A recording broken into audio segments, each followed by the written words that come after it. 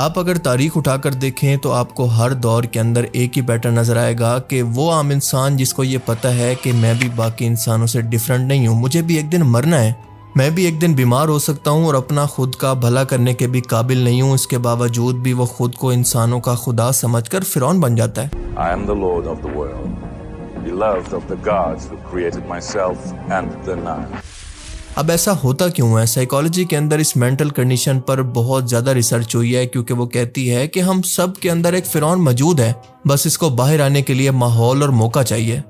مگر سوال یہ ہے کہ کیوں، اور اسلام اس ذہنی کیفیت کو کیا کہتا ہے اور اس کا علاج کیا بتاتا ہے؟ آپ اس سے کیسے بچ سکتے ہیں؟ آئیے ذرا اس ویڈیو کے اندر سمجھتے ہیں۔ دیکھیں، تاریخ کے ہر دور کے اندر نظر آتا ہے کہ جب انسان کے پاس بے لگام طاقت، دولت یا پھر اقتدار آتا ہے تو اکثر اس کا ذہنی توازن اور سوچنے کا انداز بالکل بدل جاتا ہے۔ مطلب خود کو زمینی خدا سمجھنا یا پھر فرعونیت کا شکار ہونا صرف ایک کہاوت نہیں ہے، بلکہ اس کے پیچھے باقاعدہ ایک سائیکالوجی ہے، اور سائیکالوجی کے مطابق یہ کنڈیشن کہلاتی ہے ہیبرس سنڈروم، یعنی خاص طور پر ایسے لیڈرز یا پھر طاقتور لوگ جو کہ ایک لمبے عرصے کے لیے اقتدار میں رہتے ہیں، تو ایسے لوگوں کے سوچنے کا نظریہ بدل جاتا ہے۔ اس طرح کے زیادہ تر انسان شدید قسم کے تکبر، خود پسندی جس کو نارسزم بھی کہتے ہیں، اس وہم کا شکار ہو جاتے ہیں کہ جو وہ کر رہا ہے وہ بالکل ٹھیک ہے اور وہ کسی کو جواب دہ نہیں ہے۔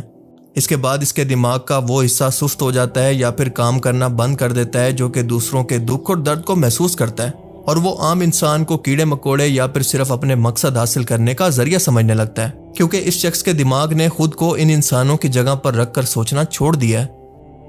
یہ بے شمار طاقت اس انسان کے دماغ کے اندر ڈوپامن نامی کیمیکل کو بڑھاتی ہے، اور یہ وہی کیمیکل ہے جو کہ کسی نشے کے وقت دماغ ریلیز کرتا ہے، اور وہ انسان اس نشے کے اندر اتنا اندھا ہو جاتا ہے کہ اپنی موت کو، اپنی بیماری کو اور اپنی کمزوری کو بالکل بھول جاتا ہے۔ اسے یاد ہی نہیں رہتا کہ اس کو مرنا بھی ہے، اور یہاں نہ صحیح تو قبر کے اندر، میدان محشر کے اندر وہ اپنے ہر ایک عمل کا جواب دے گا۔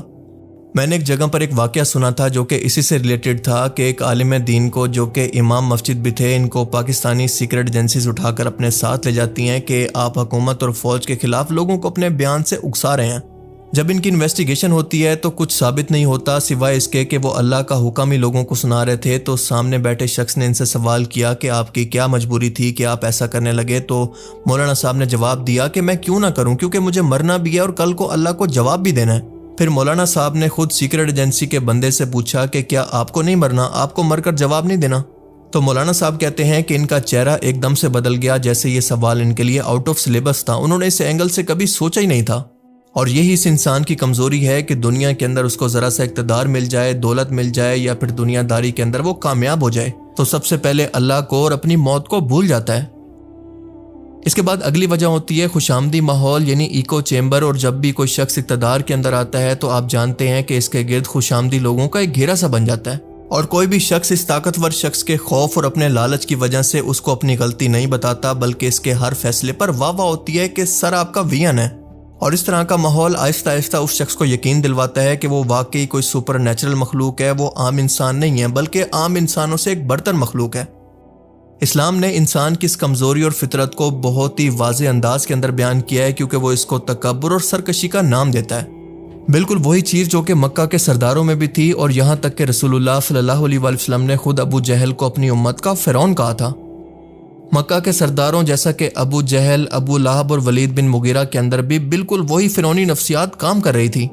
سورہ الانفال کے اندر اللہ فرماتا ہے کہ ان کا حال ایسا ہی ہے جیسے فرعون کے لوگوں کا اور ان سے پہلے کے لوگوں کا حال تھا، اور انہوں نے اللہ کی آیات کو جھٹلایا تو اللہ نے ان کے گناہوں کی سزا کے اندر ان کو پکڑ لیا۔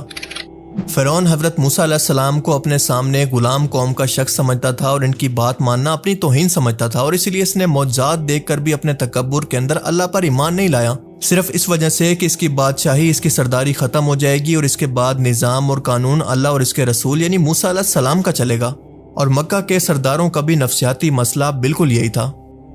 ایک بار ابو جہل سے کسی نے تنہائی میں پوچھا کہ کیا تم سچ مچ محمد رسول اللہ صلی اللہ علیہ وآلہ وسلم کو جھوٹا سمجھتے ہو؟ تو ابو جہل نے جواب دیا کہ نہیں، وہ تو سچے ہیں، لیکن ہمارا اور بنو ہاشم یعنی آپ صلی اللہ علیہ وآلہ وسلم کے قبیلے کا ہمیشہ سے مقابلہ رہا ہے، کیونکہ انہوں نے حاجیوں کو پانی پلایا تو ہم نے بھی پلایا،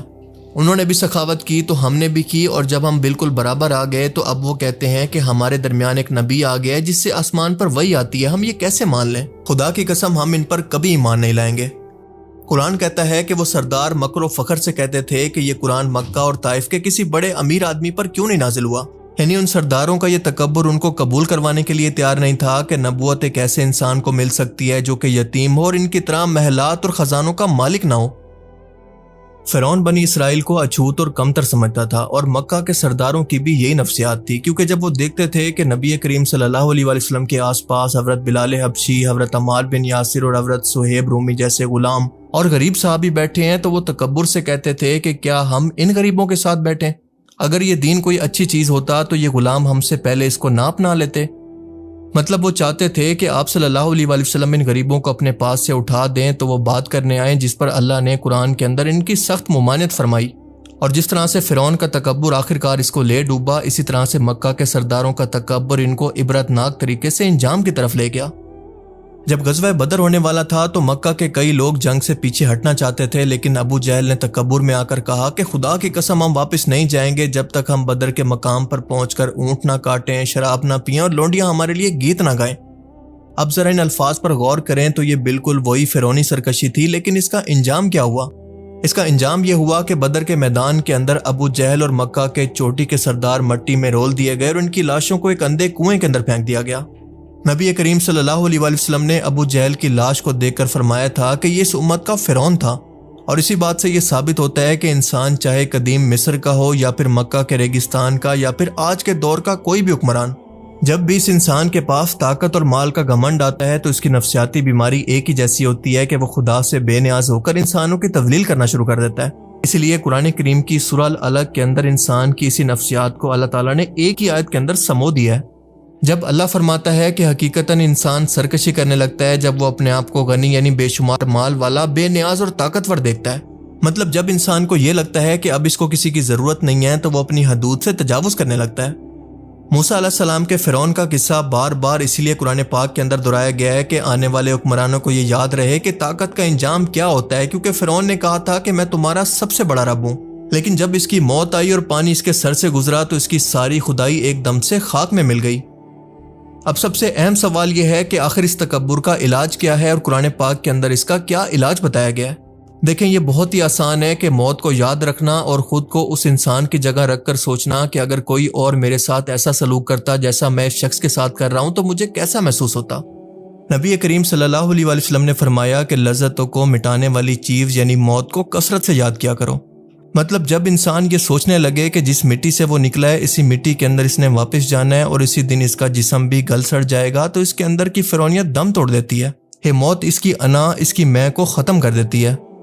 اسلامی نظام کے اندر اقتدار کوئی اعزاز یا پھر عیاشی نہیں ہے، بلکہ ایک بہت ہی بھاری ذمہ داری اور ایک آزمائش ہے، کیونکہ یہی مال اور اونچا سٹیٹس اللہ کی راہ کے اندر خرچ ہوں تو آپ کے لیے جنت ہے، ورنہ آپ بھی فرعون بن سکتے ہیں۔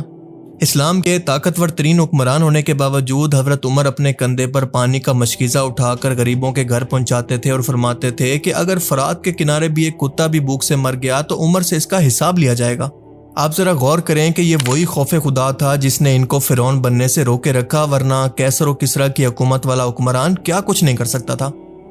انسان کا فرعون بننا اس کی جہالت اور غفلت کی نشانی ہے، کیونکہ وہ یہ بھول جاتا ہے کہ جس اقتدار پر وہ قابض ہے بس وہ چند دنوں کا کھیل ہے۔ اقتدار اور طاقت ملنے پر انسان بدلتا نہیں ہے، بلکہ اس کا اصل چہرہ اور اس کی سچی شخصیت سامنے آ جاتی ہے، کیونکہ جو اندر سے کم ظرف ہوتا ہے وہ فرعون بن جاتا ہے اور جو اندر سے بڑا شخص ہوتا ہے وہ اقتدار پا کر بھی سلیمان علیہ السلام کی طرح، حضرت علی کی طرح، حضرت عمر فاروق اور عمر بن عبدالعزیز کی طرح مزید عاجز ہو جاتا ہے۔ اور اسی لیے اللہ نے دنیا میں انسانوں کے لیے اقتدار کو اور طاقت کو ان کے لیے آزمائش بنایا ہے کہ کون شخص اس سے کیا کماتا ہے۔ اللہ تعالیٰ سے دعا ہے کہ وہ ہمیں سمجھنے کی اور نیک عمل کرنے کی توفیق عطا فرمائے، آمین۔